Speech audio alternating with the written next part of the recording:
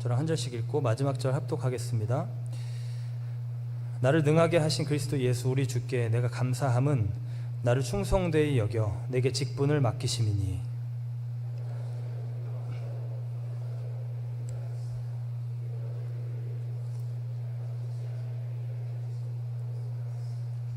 우리 주의 은혜가 그리스도 예수 안에 있는 믿음과 사랑과 함께 넘치도록 풍성하였도다. 모든 사람이 받을 만한 이 말이요 그리스도 예수께서 죄인을 구원하시려고 세상에 임하셨다 하였도다. 죄인 중에 내가 괴순이라. 아멘. 네, 하나님의 말씀입니다. 네, 계속해서 우리 내면세계의 질서 영적 성장 책을 읽으면서 이 내용들을 보고 있습니다. 오늘 동기부여 파트의 마지막인데요, 오늘 설교의 그 토픽은 부르심입니다.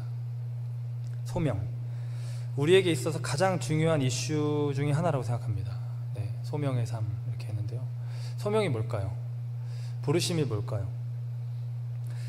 비전이라고도 합니다. 예전에 한때는 교회에서 계속 비전 얘기를 했는데요. 한마디로 하나님께서 나에게 주시는 인생의 목적이에요. 이 비전, 소명, 부르심 뭐든 이거를 깨달으면 내 모든 인생이 다 해석이 되는 거예요. 한 번에 다 해석이 되지 않겠지만 그런 경우들도 있습니다. 성경에 보면. 근데 그 소명의 은혜가 내 안에 한번 이렇게 펑 터지면요, 그 펑 터지는 은혜로 내가 가야 될 길들이 놓여집니다.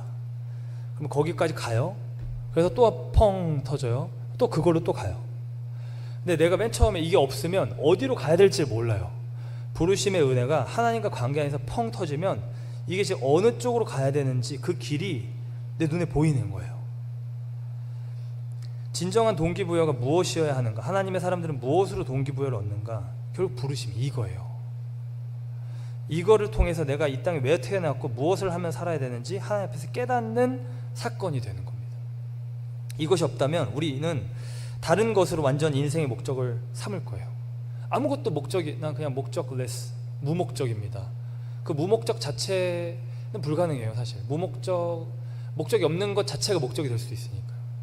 그 신앙이랑 똑같아요. 나 아무것도 안 믿어요 라는 것 자체가, 무신론 자체가 믿음이 될 수 있는 것처럼 그 목적이 있어야 됩니다. 반드시. 그리고 그와 같은 그냥 목적, 내가 만든 목적, 세상의 목적, 부르심이 아닌 하나님께로부터 받은 목적이 아니라 그냥 내가 아무거나 집은 목적, 이거 좋아 보이는데 이것도 좋아 보이는데 그냥 합쳐요. 다 그냥 합쳐가지고 만든 그런 목적은 앞선 설교에서 제가 계속해서 말한 대로 만족이 안 돼요. 우리를 채우지 못합니다.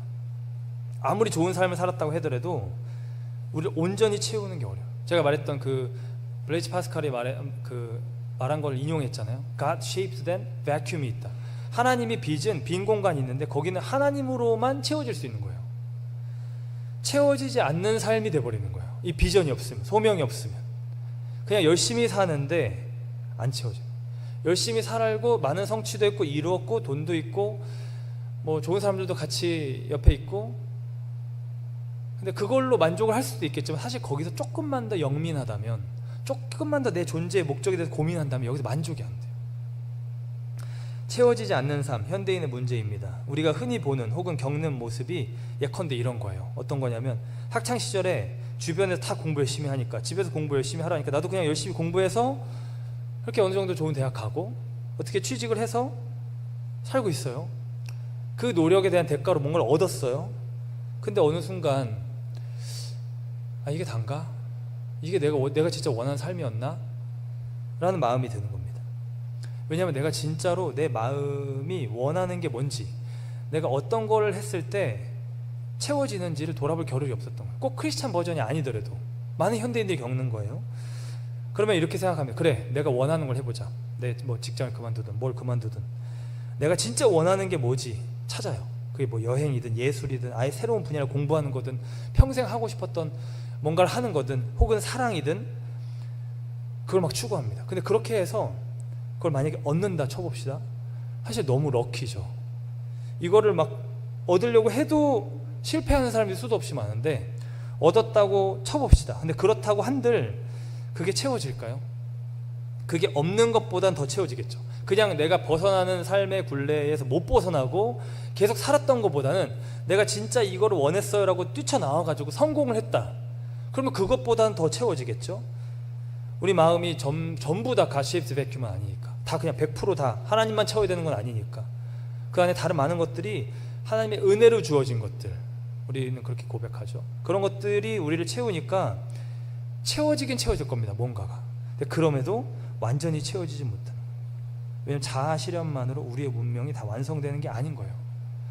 그게 현실이 아닌 거예요. 그게 리얼리티가 아닌 거예요. 결국 우리의 현실은, 피조물로서, 인간으로서 우리의 현실은, 부인할 수 없는 현실은, 이 땅에서만 잘 살면서 내가 괜찮아 하고 눈 가리고 아웅 하더라도 변하지 않는 현실이 있는데, 그건 뭐냐면 하나님이 살아계시다는 것과 그 하나님 앞에서 내가 살아간다는 거예요. 그분이 모든 만물의 창조주, 주관자라는 거예요. 성경이 증언하는 바 모든 우리의 인생들이 다 그분 앞에서 서게 될 거라는 거예요. 그게 해결이 안 되면 채워지지 않아요. 이 운명, 전에 제가 OMMD 말했었죠. Origin, Meaning, Morality, Destiny. 이게 다 답이 되지 않으면 우리 인생은 채워지지 않아요. 세계관이 채워지지 않아요. 내 인생관이 채워지지 않아요. 마치 비유를 하면 이런 거예요. 내가 지금 시험 공부를 하고 있는데 어떤 과목을 공부하는데 이게 너무 재밌어요. 너무 즐겁다. 너무 재밌다. 의미 있는 시간이었다. 이것이 나의 어떤 배움에 대한 갈망이나 삶에 대한 지식적, 지적 욕구를 채워줬어요. 근데 열심히 공부를 했는데 그게 시험 범위가 아니었어요. 헐. 이 내 영원한 운명, 이 데스티니가 내가 지금 어디로 가는지가 모호하면, 내가 무엇을 준비해야 되는지가 모호하면, 다른 걸 준비하면 어려운 거예요. 근데 부르심은, 하나님으로부터 온 부르심은 이 OMMD를 다 채웁니다. 정답이에요. 한마디로 근원적인 정답이자 여러분의 삶에 대한 정답이에요. 이 부르심 모든 걸 채웁니다. 왜냐하면 이 부르심은, 아까 우리가 하나님 앞에 살아가는 거라고 했잖아요. 이 부르심은 기본적으로 관계적이에요. 무조건 관계적이에요. 하나님한테서 받는 거예요. 개인적으로 받는 거예요. 하나님한테서 사랑 가득한 어떠한 말씀을 듣는 겁니다. 나의 인생에 대한 말씀을 듣는 거예요. 그 계획을 뭔가 엿보는 거예요. 그 시험 범위를 엿보는 거예요. 하나님이 어떤 생각을 갖고 계신지를 아는 거예요. 근데 그 하나님이 창조주예요. 그분이 나를 지으셨어요. 그분이 나에게 소명을 주세요. 엄청 관계적이죠. 그 관계 안에서 우리는 소명을 받는 거예요. 진짜 소명은 다 이 관계 안에서 옵니다. 그냥 하나님은 저 멀리 약간 이신론적으로 그냥 하나님 계시고 어떻게 내가 뭘 했는데 우연히 찾았어, 그런 게 아니에요. 소명은 반드시 그 관계 안에서 받습니다. 그리고 그 소명을 바탕으로 자신이 이 땅에서 해야 되는 일, 흔히 우리가 말하는 직업, profession이 정해집니다. 그래서 관계, 소명, 직업, 구도가 이거예요. 관계, 소명, 직업. 관계가 첫 번째, 소명이 두 번째, 직업이 세 번째. 근데 우리가 흔히 갖고 있는 생각은 뭐예요? 가장 중요하게 보는 게 뭐예요? 직업이에요. 근데 뭐 해야 되지? 대학생들은 메이저, 직장인들은 내 직장, 포지션, 아니면 연구원들은 내 연구 분야, 내 커리어. 그러니까 이 직업에, 이 가장 겉으로 나타내는 거에 초점이 가 있어요. 근데 이건 어디서 온다고요? 소명에서 사실 이 안에서 이걸 결정하는 거예요. 이 소명은 어디서 온다고요? 관계에서 온다고. 하나님과의 관계에서. 몇 가지 예를 나누겠습니다. 먼저 제가 성경 속에서 예를 들겠습니다. 오늘 사랑방에 가시면 여러분 세례 요한에 대해서 읽으실 거예요. 세례 요한이 제가 생각하기에도 너무 좋은 픽을 했는데, 저자가 부르심에 관해서 가장 잘 설명할 수 있는 사람 중에 한 명입니다. 자신이 누구인지 정확하게 알아요. 왜냐하면 이 관계에 있어서 성공했거든요. 하나님과의 관계에 있어서 정말 깊은 단계로 들어갔기 때문에. 이 사람은 밥만 먹고 하나님과 관계에만 쌓았던 사람이에요. 어린 시절부터. 학자들이 말하거든요. 에세네파라고, 뭐 바리세파, 사두개인, 여러 파들이 있죠. 뭔가 추구하는 그룹의 종교인들이에요. 근데 그 중에 에세네파라고 있어요. 쿰란 공동체라고 해서 그 사막에서 하나님 말씀만 보고 금식하며 정결례를 계속 행하던, 그러니까 메뚜기와 석청만 먹고 가죽옷 입었잖아요. 딱 그런 느낌이에요. 하나님과의 그 관계에 모든 것을 다 던져서 그 깊은 관계로 들어가서 부르심을 받는 사람입니다. 내 왕국 건설, 내가 높아진 어떤 삶, 이게 내 삶이니까 이거 날 챙겨야지 하는 그런 삶이 아니라 철저하게 하나님을 향한 마음으로 이 내 거가 거의 없이 먹긴 먹어야 되니까 메뚜기랑 석청을 먹긴 먹는데 내 거가 거의 없이 그분께 받은 소명으로 꽉 찼어요. 자기 욕망, 자기 애, 자기 영광, 자기 명예 이런 거품이 없고요. 진짜 하나님으로만 꽉 찬. 그래서 예수님이 말하잖아요. 여자가 낳은 사람 중에 제일 큰 사람이다. 선지자 중에 선지자입니다. 한마디로. 예배 후에 다들 사랑방에서 읽을 거니까 제가 스포일은 하지 않을게요. 근데 제가 설교를 쓰다가 이 세례 요한 말고 또 다른 성경의 예를 하면 들면 좋겠다 싶었어요. 이 소명의 원리를 더 reinforce 할 수 있도록. 그게 바로 사도 바울입니다. 오늘 본문이 그래서 이렇게 정해졌는데, 사도 바울이 누구죠? 사도 바울은 사실 하나님의 대적자로 살았어요. 자기는 하나님을 섬긴다고 했는데 그게 철저하게 자기의 생각과 자기의 용법과 자기의 종교성으로 돌렸기 때문에 사실 하나님을 대적했던 대적자였습니다. 그리고 그 죄가 너무 커서 스스로를 죄인 중에 괴수라고 부르면서 살았던, 그러니까 나중에 그렇게 부르지만 깨닫고 그 죄인 중에 괴수였어요. 그러다 놀라운 은혜로 용서를 받았죠. 오늘 본문 말씀을 다시 보면요, 나를 능하게 하신 그리스도 예수 우리 주께 내가 감사함, 나를 충성되게 여겨 내게 직분을 맡기심이. 지금 뭔가 직업이 왔어요. 그죠?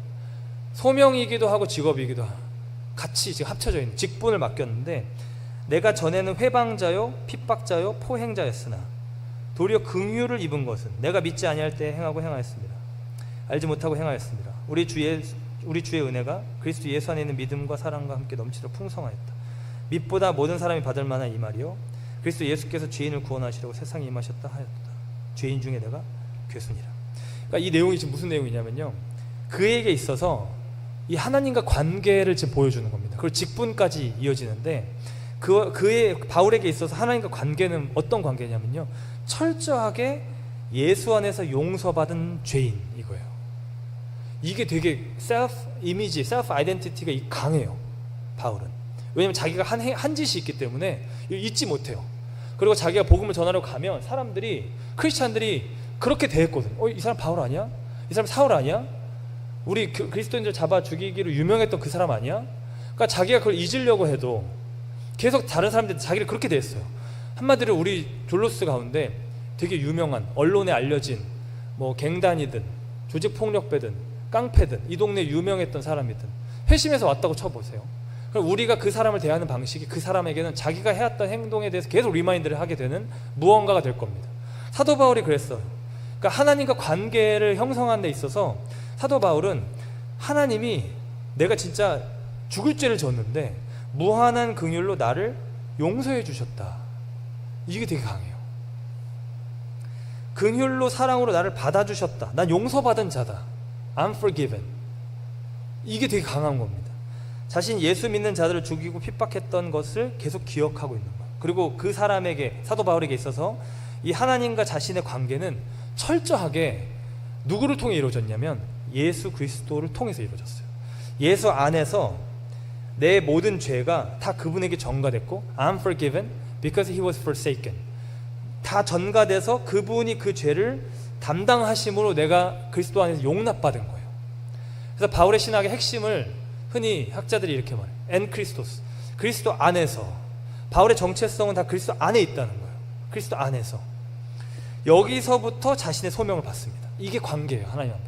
하나님과 맺은 관계. 그리스도 안에서 용납받고 용서받은 자. 죄인 중에 내가 괴수인데, 내가 포행자고, 내가 박해자고, 내가 핍박자였는데, 내가 그리스도를 대적하던, 그리스도의 몸을 찌르던 자였는데 그런 나를 용서하셨다. 이렇게 용납받고 용서받은 내가 이 복음을 전해야 된다. 소명을 받습니다. 복음 전도자, 사도, 내 삶에 행하신 일을 그대로 전하는 거예요. 이게 자기 부르심이었습니다. 이게 내 직분이다 라고 말하는 거예요. 사도행전 20장 24절에 이렇게 말합니다. 나의 달려갈 길과 주 예수께 받은 사명, 곧 하나님의 은혜의 복음을 증거하는 일을 마치려 하면은 나의 생명을 조금도 귀한 것으로 여기지 아니하노라. 하나님께 뭔가 사명을 받았어요. 지금 내가 하나님과 관계가 회복되면서 하나님이 나에게 주신 뭔가 사명이 있어요. 그 사명을 하기 위해서 혈안이 돼 있어요. 한마디로 제가 예배전 기도회 때 이 구절 가지고 나눴는데, 내 모든 주어진 생명, 이 시간을 다 쏟아 부어가지고 이 사명을 이루기로 결단이 되는, 결단하고 이것밖에 지금 안 보이는 거예요. 그렇게 그걸 하면서 이걸 할 수 있는 서스테이너빌리티를 위해서 직업을 찾습니다. 물론 당연히 사도 바울의 직업은 선교사였습니다. 안디옥 교회에서 파송한 선교사였습니다. 근데 동시에 그 소명을 계속 할 수 있는, 그러니까 즉 직업은 어떻게 정하는가? 이 소명을 할 수 있는 그거, 이게 직업이에요. 이 소명을 할 수 있게 해준 어떤 자리, 그게 직업이에요. 그게 바울에게 있어서는 선교사이기도 했지만 당연히 복음을 전해야 되니까 동시에 현실 속에서 스스로의 재정을 책임지기 위해 텐트 메이킹을 합니다. 자기가 갖고 있는 기술이 있었어요. 자기 가업이 있었어요. 패밀리 비즈니스가 있었어요. 그 장막 만드는 기술자로 그거를 살면서 필요에 따라서 그걸 하면서 하는 거예요. 근데 사실 이것도 바울의 다른 편지들에 보면 내가 복음을 전하는 데 있어서 거침이 되지 않도록 내가 내 스스로 자비량으로 한다, 이렇게 말합니다. 그러니까 이 소명을 이루기 위해서 내 모든 직업이 다 정해지는 거예요. 파송 받은 것도, 텐트 메이킹 하는 것도 내 이 소명에 초점이 있어요. 그러니까 이 소명을 모르고 직업을 정하는 거는 랜덤으로 직업 리스트 해놓고 그냥 찍는 거랑 비슷한 거예요.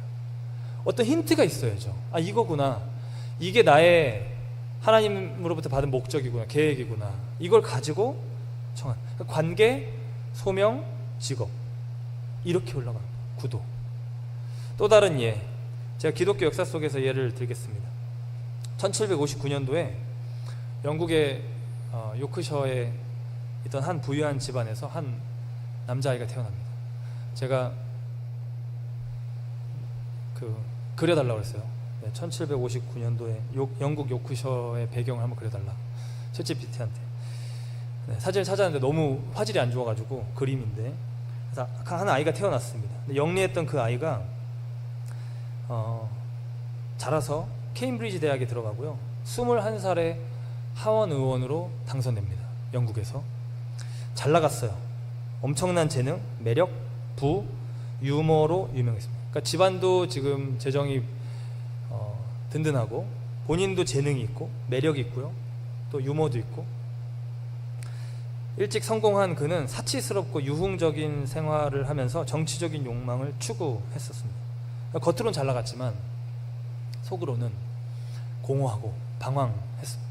우리가 지금 책에서 보던 내용처럼 내 내면 세계가 무너져 있는 사람의 삶을 이 사람이 살았어요. 그러던 중에 27살에 가족들이랑 유럽 여행을 갑니다. 근데 그 여행에 어떤 한 사람이 동행을 했는데, 케임브리지 대학 교수이자 신실한 신앙인이었던 아이잭 밀너라는 사람이 같이 동행을 해요, 그 여행에. 근데 이 사람이 밀너 교수랑 대화를 하면서 몇 가지를 깨닫게 돼요. 첫 번째 뭐냐면 기독교 신앙이 미신이 아니라는 거. 네.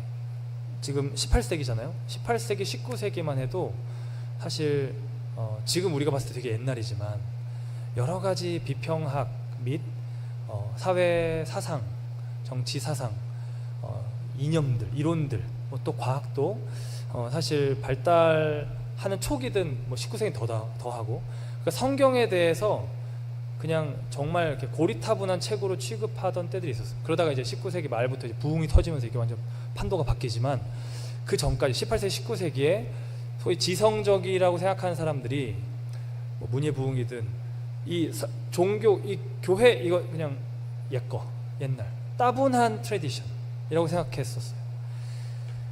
이 사람도 그랬던 거예요. 근데 밀너랑 얘기를 하면서 기독교 신앙이 미신이 아니다, 단순히 그냥 나이브한 신앙이 아니다, 굉장히 이성적인 거라는 걸 깨닫게 됩니다. 그리고 실제적인 거구나. 이 사람이 밀너랑 여행 중에 책을 읽고 토론을 하는데, 그 같이 읽었던 책 중에 하나가 필립 도드리지의 영혼 속의 신앙 성장, The Rise and Progress of Religion in the Soul. 내 내면 안에서 어떻게, 여기서 말하는 religion은 Christianity입니다. 이 기독교가 올라오고 자라가는가. 그러니까 우리로 말하면 내면 세계의 질서와 영적 성장 같은 책을 읽은 거예요. 같이. 그 책을 읽으면서 이 사람이 자기의 내면 세계를 정직하게 직면합니다. 내가 그토록 추구했던, 내가 쥐었다고 생각하는 그 성공과 명예는 내 영혼의 공허함을 절대 채워줄 수가 없구나를 깨닫게 돼요. 영국으로 돌아온 이후에 여행을 마치고 그 사람은 자신의 삶 전체를 점검하기 시작합니다. 그리고는 결국 회심합니다. 하나님을 믿게 돼요. 예수님을 영접하게 됩니다. 그 당시 일기에서 그가 그렇게 고백합니다. 위대한 변화란 마음의 변화이다. The great change is the change of heart. 절대 자기의 마음이 그냥 바뀌는 게 아니라는 거예요.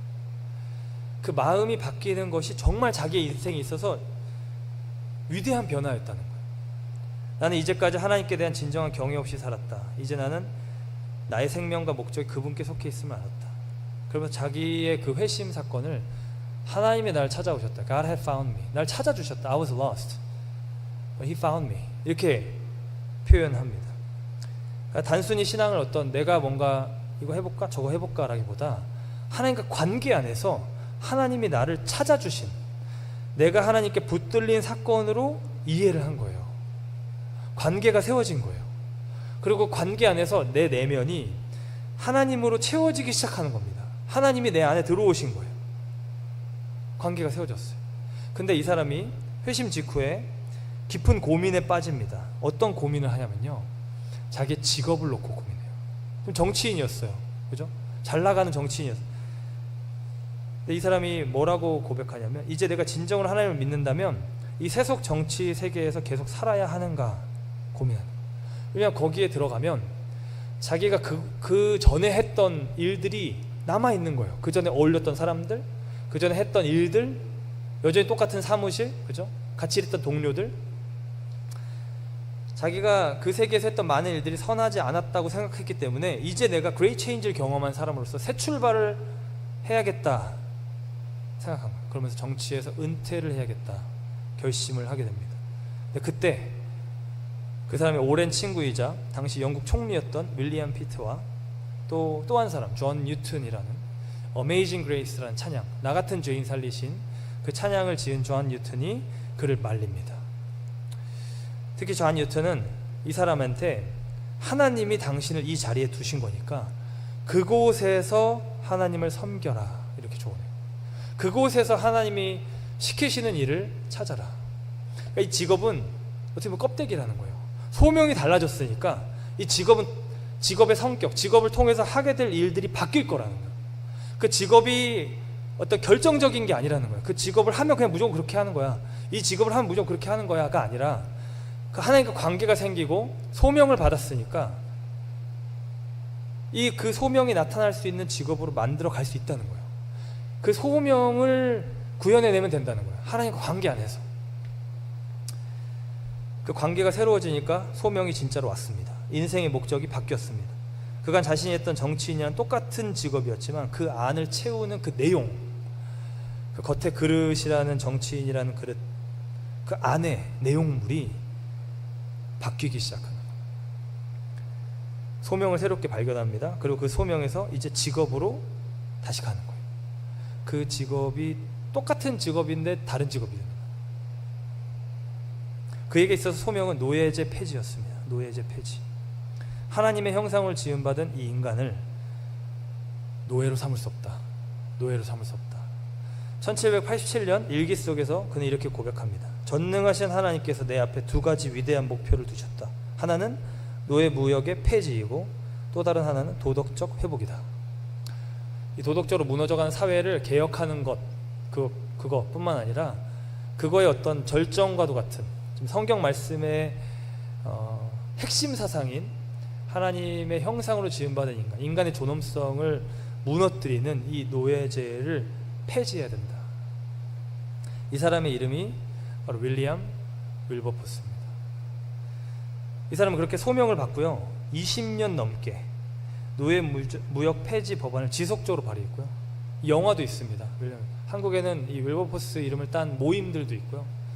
그 삶의 자리 일터 속에서 하나님 나라를 구현해내려고 하는 많은 사람들이 이 윌버포스를 모델로 삼습니다. 20년 넘게 계속 그 법을 발의하면서 1807년도에 마침내 노예무역 폐지법 Slave Trade Act가 통과됩니다. 인류 역사상 최초로 노예무역을 금지한 법안이었어요. 네, 이거는 무역을 못하는 거지 노예제 자체를 금지한 건 아니었어요. 그러니까 한마디로 새로 노예를 못 사는 거예요. 노예를 못 파는 거예요.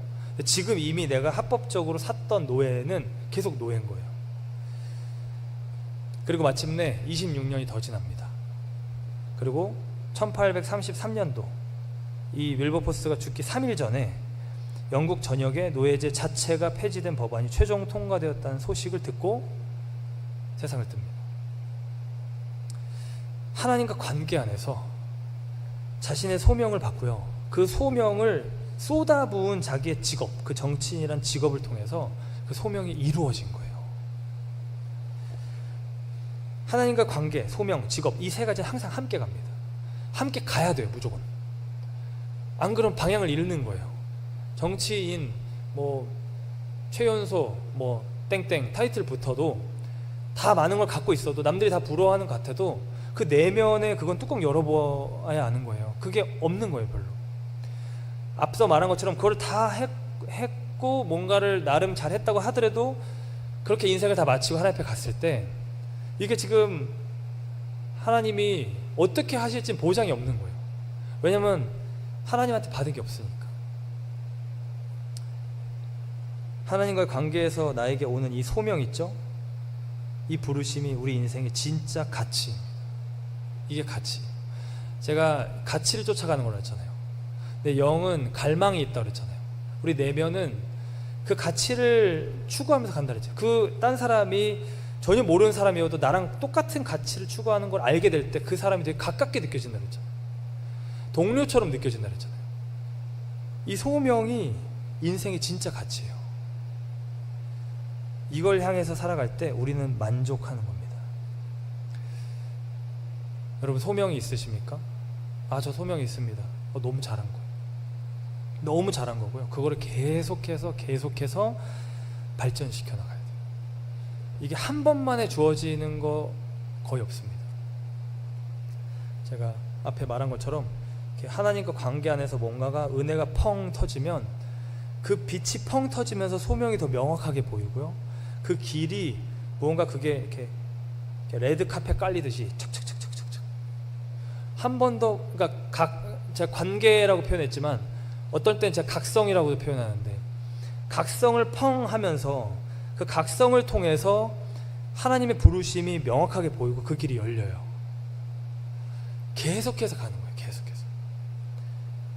계속 쌓아가야 됩니다. 계속 발전시켜야 합니다. 관계가 한 번 새로워지면 한 번 소명이 다시금 분명해져요. 다시금 명확해져요. 관계가 시들해진다, 소명이 시들해져요. 대표적인 예가 삼손입니다. 관계가 온전해진다, 다시 그 소명이 올라올 수 있어요. 마치 샘물 솟아나듯이 그 한 번 이렇게 펑 솟아오르면 그 은혜로 말미암아 소명이 한 번 더 덧칠되는, 유화 그릴 때 이렇게 색깔 덧칠하듯이 색이 더 입혀지고 그림이 점점 나오는 거예요. 한 번 은혜가 한 번 부어지면 그림이 더 점점 나오는 거예요. 그 그림을 내가 보는 만큼 그걸 알 수 있는 거예요. 그 그림을 마음에 품고 내 직업, 내 삶에서 살아가는 거예요. 이 소명, 이건 우리 존재와 관련된 겁니다. 영혼, 육의 모든 존재, 전인격적인 비잉에 관한, 나의 있는 B-E-I-N-G, 그 비잉에 관한 거고요. 이 직업이 doing에 관한 거예요. 내가 뭘 하느냐. 이 비잉이 없이 doing 어떻게 해요, 그죠? 나라는 사람이 있고 그 사람이 하는 무슨 일이 있는 거지, 나라는 사람이 없어요. 이 사람이 지금 병에 걸려서 알아 누워 있어요. 죽어 있어요. 쓰러져 있어요. doing은 없는 거죠.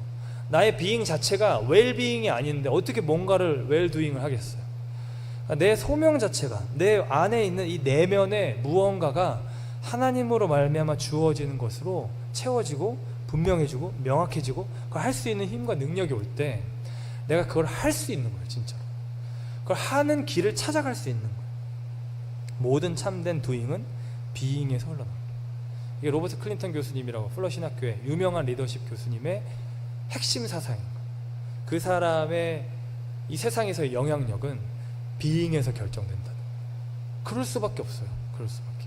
그 사람의 존재성, 결국 하나님과 연합된 정도, 예수 안에 거하는 정도, 그 사람의 삶이 그리스도 안에서 발견되는 정도에 따라서 그 사람이 맺는 열매가 달라질 수밖에 없는 거예요.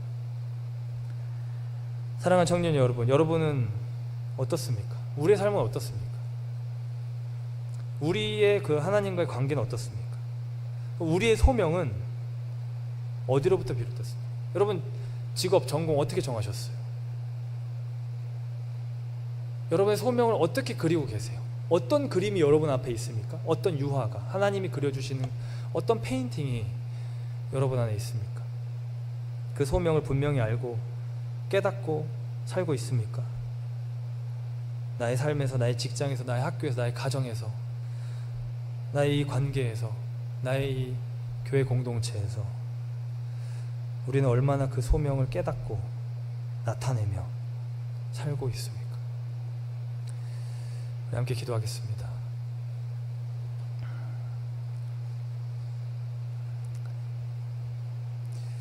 이런 관계, 소명, 직업입니다.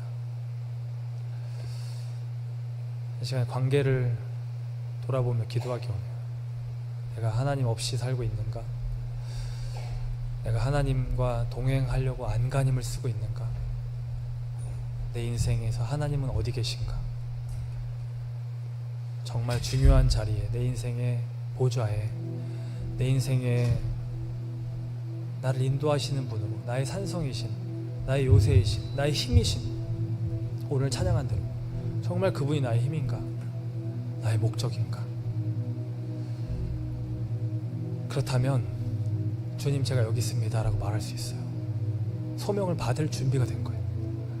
그렇지 않다면 우리는 그 하나님과 관계를 다시 회복해야 됩니다. 그래야 소명이 와요. 이제 우리의 관계를, 하나님과의 관계를, 우리 영혼의 상태를 좀 돌아보며 하나님 앞에 같이 기도하기 원합니다. 우리 같이 기도하겠습니다.